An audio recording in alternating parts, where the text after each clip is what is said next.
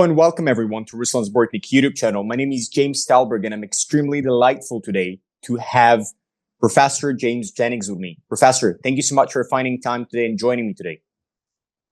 Thank you very much, James, for inviting me. Of course, I just want to present you to the viewers that are going to listen to us so they know you a little bit better in case they haven't learned about you yet. For the last 3 decades, based on a belief that acting unconscious is central to our humanity, Professor James Jennings has responded to wars and natural disasters throughout the world and worked to improve healthcare and food delivery, shelter, and refugee aid in some of the neediest and most hazardous places on Earth. Professor, first of all, thank you so much for your work. I think you're doing something that is very important for humanity, for the world, and just for everyday living for people that are in need, that are having a little bit less friction of the life that people in the Western world are used to. So I'm thanking you personally and probably on behalf of the world that we have people with, that call of action to make that world that we're living in better. Thank you. You're very welcome, and thank you for recognizing that not only I, but others with me have joined to try to demonstrate what it means to advocate peace. And in doing so, we have met with people in the capitals of various countries that the United States, for example, where I come from, believe to be enemy countries. I don't believe they're enemy countries. I believe they have aims and designs that are wrong. And I don't mind confronting them. So we met with the Ayatollahs in Iran. We met with the president of Syria before he was overthrown, and on in other cases. Advocacy. And so that's why I was very pleased to join Dr. Stephen Bronner and the International Council for Democracy, Development, and international peace, and also the European Union, European Council for Democracy Development. We have recorded a very interesting interview with Professor Bronner. I liked it a lot. We have received a lot of positive feedback, and we mostly focused on the white paper that you were participating in creating and working on. But before we jump specifically into the Ukrainian-Russian conflict and the situation that we have in Ukraine in terms of the humanitarian disaster and what needs to be done there is something that I wanted to ask you personally. I have read a long time ago an article that was saying that the life and the world that we're living in today is way more human than per se 200 years ago, 300 years ago. That being said, people, when they judge their life today, and you probably know that better because it's mostly from your generation and maybe folks a little bit younger, they said that their life was safer, more stable 20, 30 years ago. And now we have this index that shows that people are more afraid of their future of their children, and they feel less stable and they feel more threatened and they feel like they're living in a world that is changing rapidly and they just cannot catch up with the speed. But at the same time, from that article that I have read, we cannot really, we can, but judging the lifespan from a short perspective, 10, 20 years, it's one direction. But if you judge the history of humanity from the perspective of 100 years, we can actually see an improvement.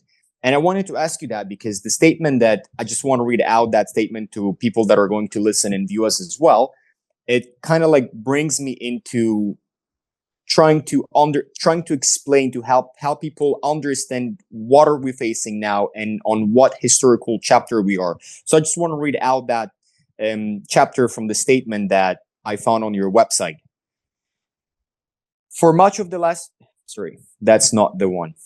Conscious comes from 2 Latin words, con and sentia, meaning with knowledge. The word suggests that there is something in each person that makes us human. If we are normal, mature, and have correct knowledge about the right thing to do, we will act properly on that knowledge. Conscious tells us that we are indeed our brothers and our sisters' keeper, that we have no choice but to be concerned with people and their needs. And I wanted to ask you, do you feel like we're living today in a world that has more conscious people than ever before, despite the wars and the conflicts that we can see?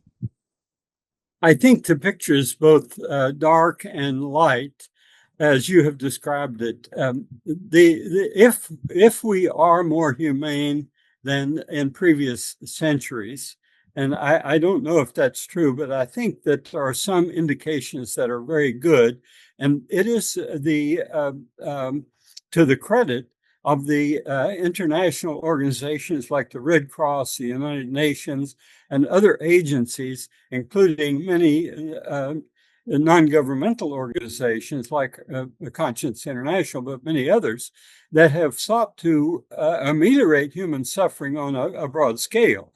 But having said that, I think we can say that when the Red Cross first began, it was because the soldiers on the battlefield were wounded and left to die by the many thousands. That's why the Red Cross was first started.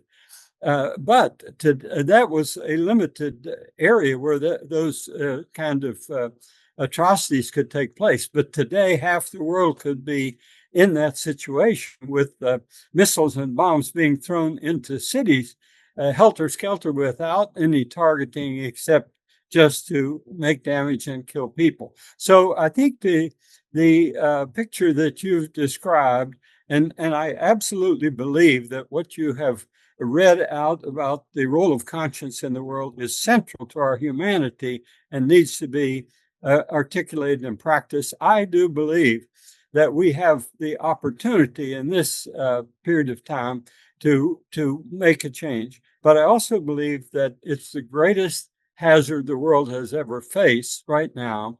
We're looking at the possibility of a third world war, which won't be like First World War or Second World War, but will be blocks of nations and many independent conflicts around the world that eventually may metastasize. So I'm not trying to be an alarmist. The whole idea of the International Council for Diplomacy and Dialogue, started by Professor Bronner, is that we can make a difference by intelligence and bringing people who have expertise together, who don't have an axe to grind, but want to make a difference. That's all, I think, to the good. But what do we do now? Because right now, the Ukraine war, and I'm sure you are going to want to Yes. ask about that in a few minutes, but the Ukraine war is not just an isolated Eastern European conflict among people who don't like each other, but it's a critical wedge in world history and in geopolitics. And so, therefore, what happens in Ukraine is far more important, even though the African wars in this century have killed more people. The implosion that is threatening comes from what's going on in the battlefield in the Donbass and Zaporizhia and that area of the world right now. Speaking of Ukraine, and you also have mentioned African continent, what is the difference between the wars that we have witnessed for the past 50 years in Africa and Middle East to the war that we're witnessing now in between Ukraine and Russia? I think it's the power of resources that have fueled the modern world. For example, petroleum, and the great advances have been made even in 100 or 150 years have transformed the entire world. And so Russia holds a great deal of those resources. Now, sub-Saharan Africa has many resources also, but they haven't been developed and exploited in the same way the Russian resources have. I am in my research and in my academic training and teaching, I was very much concerned with the intersection of geography and history, how geographical parameters like the land mass of Eurasia or Russia's being isolated from a warm water port, for example, which has troubled the world since Peter the Great. That whole idea requires a focus on power, and petroleum represents power. In ancient history, the famous Peloponnesian War is an example. The very first part of that marvelous essay or history is that as the power of Hellas, that is Greece, grew, then there were various forces that arrayed themselves against each other. I think in order to understand the Ukraine war, we have to go back far in history, of course, Roman history, the time of Peter the Great and Catherine the Great and all that. But we also have to look at what happened the 15 years before the war started, with the Black Sea Economic Cooperation Council not being willing to cooperate with the Caspian Sea Economic Cooperation Council, the two pipelines of Nord Stream 1 and 2 that were sabotaged after the war began, and the fact that Europe depends on these oil resources. So I guess if I understand your question, give an answer to it, it would be, as the power of Russia grew, having suffered a great breakup after the World War II and the Cold War, as the power of Russia grew, and it was in its own way of thinking unable to exploit their advantages, and for that reason they felt impinged upon by the West, and the West, of course, was provoking it in a way by the continual addition of NATO's expansion to the east. We can talk about that. So you think it's some sort of revenge for the lost war in the Cold War from Russians' perspective? Yes, they consider it, and this is what our white paper that we developed in Portugal in March with the independent experts of 28 experts from Europe, the United States, academic specialties, non-governmental organizations like my own and others that met in Portugal to lay out, under Professor Bronner's guidance, a scenario as to what happened and how we get to the next point. What are the various scenarios without coming to a conclusion? We say here's a smorgasbord of options. What's going to happen and how will it be implemented? And so the answer to your question is yes. In the person of and the personality of Vladimir Putin, that resentment about the West claiming victory in the Cold War and Putin saying that the Gorbachev era, in which the Soviet Union, and Yeltsin era, the Soviet Union dissolved, is the greatest catastrophe in history. Now that once he made that conclusion from his own reading of history, then the war was inevitable. That's an interesting perspective to look at it. Before we go into the white paper and before we go into potential political and humanitarian solutions that we're going to discuss that you're developing with your colleagues and with Professor Bronner, I want to ask you, because I think you're just the right person to have this conversation with, about the humanitarian crisis that we're witnessing for the past 3 years in Ukraine. Almost 10 million refugees have fled Ukraine. You have a lot of internal refugees that were displaced from their original state, region, whatever they call it, to a different region inside a country, between a city to city or region to region. And you have helped in the African wars and natural disaster in the Middle East and the African continent. What is happening from humanitarian crisis perspective right now in Ukraine?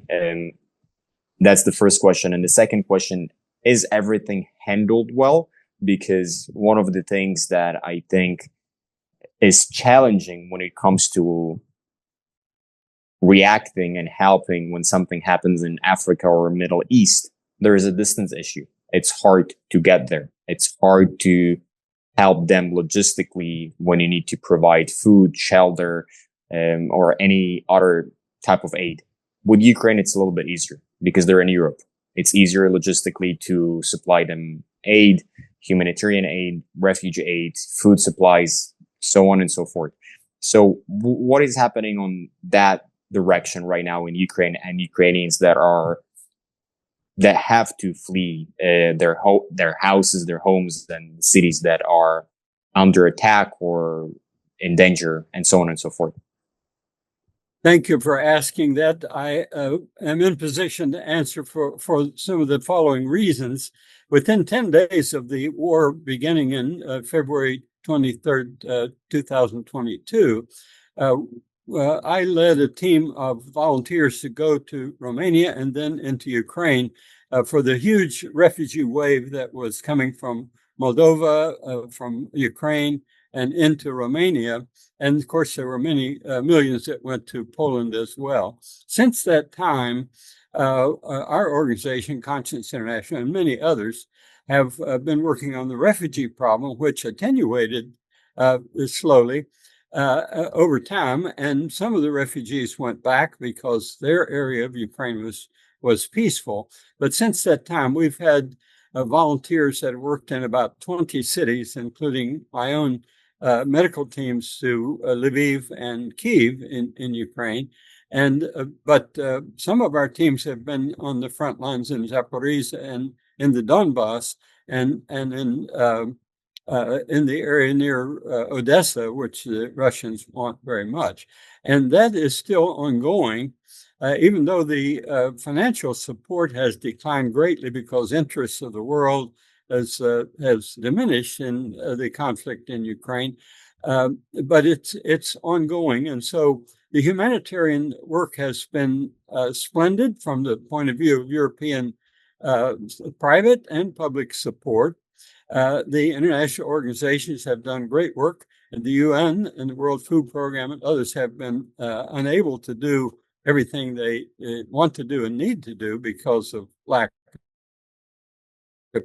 donor support, but I can only praise the international organizations and the principles for humanitarian aid that have been laid out by these organizations, the UN and others.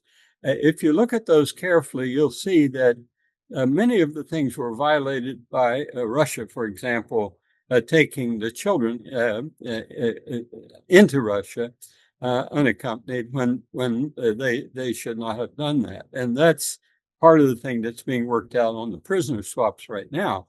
But I just want to specify, because sometimes people don't know what children the conversation is about. Those are children that were under the state supervision, that for whatever reason happened to be without parents or any other legal guardian. So all the children that were in the facilities that were under the state, under the Ukrainian guardian, they were taken away from Ukraine to Russia.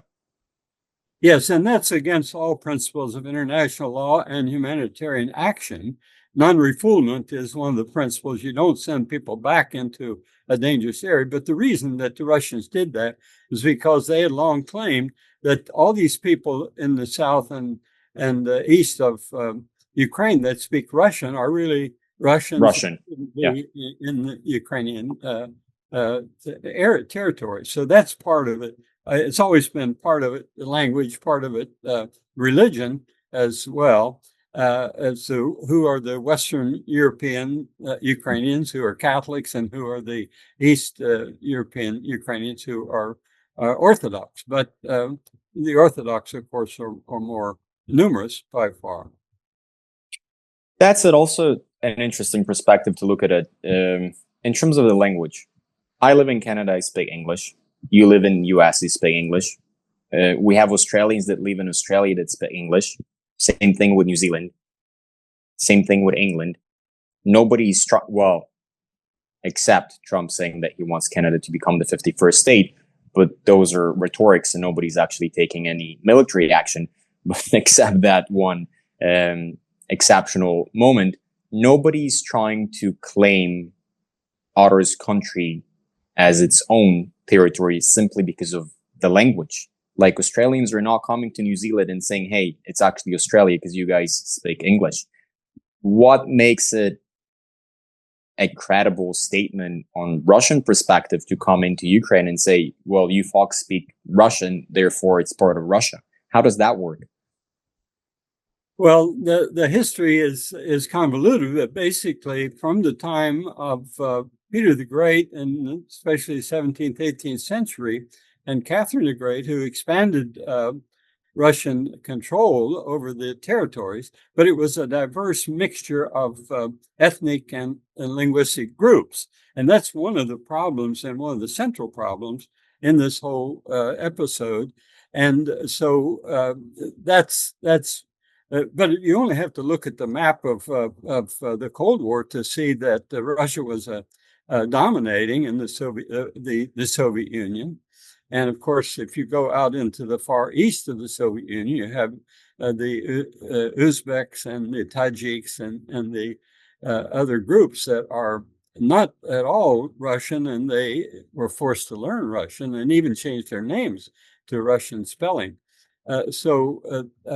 But I think the history reveals a really complex dynamic of ethnic and linguistic groups and even religious ones as well in that whole period, which is why the idea of dominating all of those people from one central place, Moscow, it happened once by force, but to make it happen again is a dream, and it is not working out very well right now for Mr. Putin. Now, if we go back to the white paper that you're currently working with Professor Bronner and other experts on, where do we stand in terms of the white paper initiative, and where do we stand in terms of the conflict between Russia and Ukraine? What practical resolution, considering the geopolitical situation right now, that nobody's going to go for the ceasefire? I think yesterday or 2 days ago, I've heard Trump saying that he had a conversation with Putin that haven't went as well as he assumed it's supposed to go, that he's not happy, that he now understands that Putin is not potentially interested to end the war, and he might want to go for the whole thing. I'm assuming the whole thing means taking the whole Ukraine.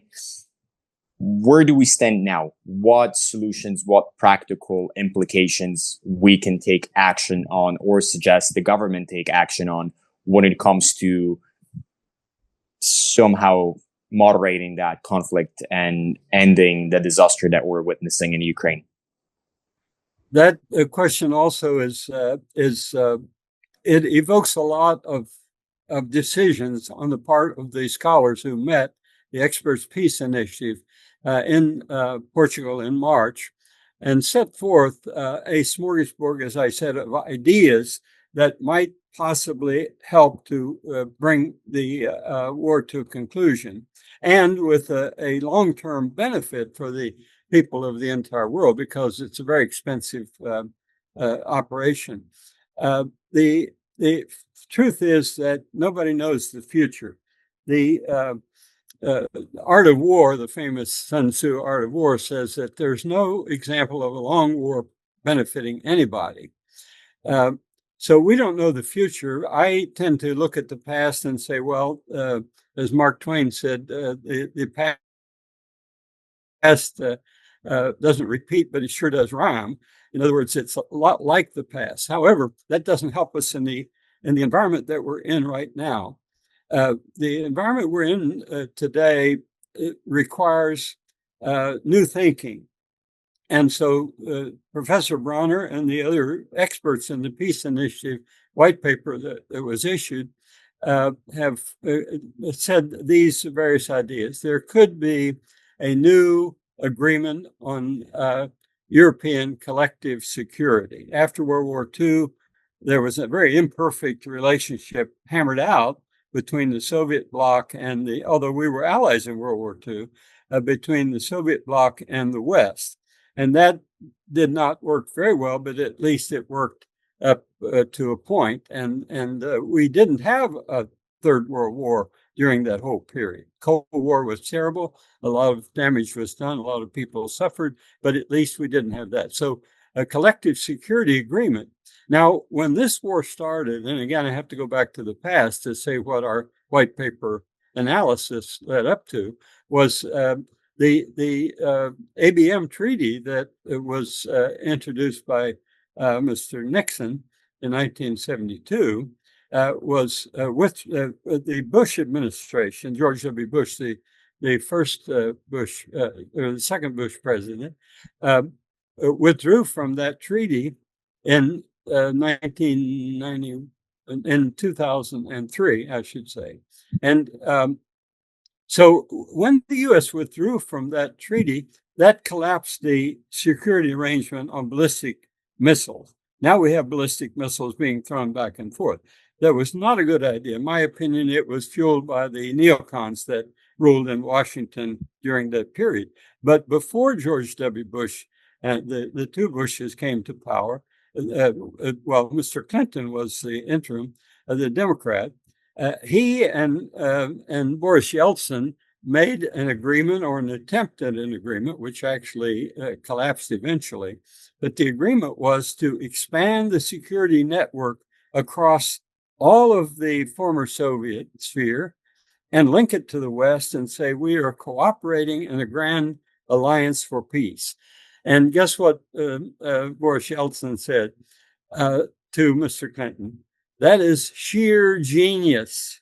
Now, some people say he may have been drunk when he said it, but I think it was an agreement that could have worked, and it was torpedoed in some way that I don't completely understand. So that's the background of where we are. Security agreement is missing. So the experts' white paper, the experts' initiative white paper, led by Professor Bronner, said that we need to envision something again like that. Now, right now, I can't think of how that would be structured unless there's a man in Moscow willing to actually engage in that. The other possibility is a concert of nations, like the concert of Vienna after the Napoleonic Wars in the early 19th century. That I think was a good idea because it said we all have fought these devastating wars. Let's come to divide up the pie and stay in our own territory and enable peace to come. It doesn't work forever, but it works. So there are two things that you've asked about. One is a new security structure like the anti-ballistic missile treaty. And the other is a concert of nations, which everybody sits down around the table and says, now let's be sensible and let's make a division of the pie so that we can all go about making money and being prosperous. Yeah. I guess the other one would be a frozen conflict. Now, I happen to support that idea. I like the concert of nations idea, but we're a long way from that. The frozen conflict idea is really good because it says, okay, like in North Korea and South Korea, stop the killing. This could be the biggest bloodshed in Korean Peninsula the world has ever seen, but they stopped it and said, let's just freeze it. And it's still a conflict. It's going on for 30 years. We could do that in Ukraine, and at least those soldiers that I saw on the train in Kiev kissing their sweethearts goodbye and going out to the front. And then we don't know what happened to them, but tens of thousands died, both on the Russian side and the Ukrainian side. And then in the hospitals in Kiev, we saw the soldiers with no legs or no arms and all those things. Freeze the conflict now, kick the can down the road for the next 30 years. Maybe Mr. Putin will die, or maybe Mr. Putin will be replaced, or maybe he will change his mind. These are all possibilities.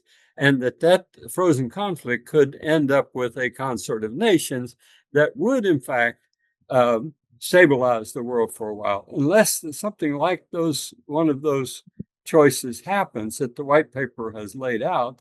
And again, I thank Mr. Bronner, Dr. Bronner, for his insights and splendid magisterial control of the elements, where he laid out a program and the experts considered it and then came to a conclusion, which is why we issued the white paper. So I think those are the options that I know of right now. Speaking of the concert of nations, do you think Moscow, the Russians, want to participate in that and come to some sort of conclusion and go back to business? Is that can be potentially an interest of theirs, or they're just focused on this geopolitical revenge to regain what they think they have lost after the loss in the Cold War? After what has happened in the last few weeks, and especially the last few days, even in Mr. Trump reaching out to Mr. Putin, and Mr. Putin is not interested in a dialogue for peace, and he wishes the United States would stop supporting Ukraine and would butt out to his business and not get involved. Then that's not a good sign going forward. So I think what seems to have happened over the last few months, if you look back, let's say 2 years, a year, 9 months or a year into the beginning of the Ukraine war in 2023, the Russians turned to the Chinese and turned to India and turned to the so-called BRICS nations, and China and India and Iran as allies. So, Mr. Putin, if I had to say his mindset right now, it's that we are controlling the world's largest landmass. Why do we need to listen to the Western countries who claim leadership in the world? We have this greatest strength with resources, including petroleum and many other things. And we don't need to listen to that. What we need to do is have an alliance among ourselves, especially with China, and then resist the Western dominance that has been practiced by the U.S. for a long time. Again, I go back to the Peloponnesian War, and as the power of Greece grew, they became arrogant. And so the United States, under George W. Bush in 2003, became, I think, arrogant by canceling the ABM treaty and saying, we know that we need stronger missiles, and we can develop them. We've got the technology. Why should we be linked to an old nuclear arrangement? We'll just extend our power. And then by pushing NATO further east, they ran into trouble. All that could have been avoided if what Mr. Clinton and Mr. Yeltsin tried to do was to make a concert of nations, including the former Cold War enemies, to become allies. In terms of the history does not repeat itself, but it sure does rhymes. Every war ends at the end with a peaceful agreement. Where do you think we stand right now in terms of, in general, conflicts in Ukraine, in the Middle East, potentially in the Southeast Asia? Are we, from history perspective, are we getting closer to the end of those conflicts? And then we will witness again some sort of peaceful life for the next 50, 60 years, just like after the World War II? Or we're just at the beginning of all these conflicts that are coming up one after another, and we are going to witness not a peaceful 40, 50 years, but a world with more conflicts and disaster, geopolitical disaster is more to say, than we have in the past 50, 60 years after the World War II has ended. I'm glad you asked that question, because, and especially about the Middle East and East Asia, because my specialization is in the Middle East as an archaeologist and then a professor of political science and history. And that is an essential part of the world because it's so central in transportation and economic power and all of that. All the experts say, after the experience of World War II in particular, that East Asia and China is where the action is, which is why the Obama administration tried to pivot toward Asia. And that took his eye off the ball in terms of when the Crimea was occupied. I was in Soviet Georgia in 2008, when the Soviet troops, I should say the former Soviet Georgia, when the Russian troops came in 2008. That really started this Ukraine war, in my opinion, 2008. Most people claim it started in 2012 when Putin took over Crimea and did not get a real response from the West. So now we have a more complicated situation than ever before, or that needed to happen. So the Middle East, when you launch wars against the defenseless civilian population, as in Gaza, and you launch a war against a nation that is at least willing to talk and is sitting peacefully in Tehran in the last number of weeks. And then what could possibly go wrong? That leads to all kinds of additional fallout. And I don't think that the issue with Iran will be finished in the next 30 years. And certainly the Palestine issue needs to be settled, and the world knows that, but nothing really solid is being done to promote that right now. So we're in a major period. We worked in Sudan a long time as Conscience International in Darfur, but it's been forgotten because now the Rapid Security Forces, RSF, and the government have fought death of the Sudanese people, and millions upon millions are displaced and refugees and starving.